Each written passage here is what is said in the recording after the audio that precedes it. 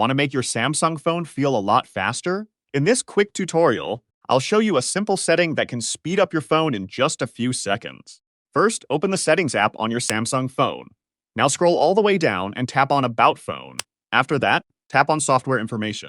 Here, find the build number option and tap on it around 7 to 10 times quickly.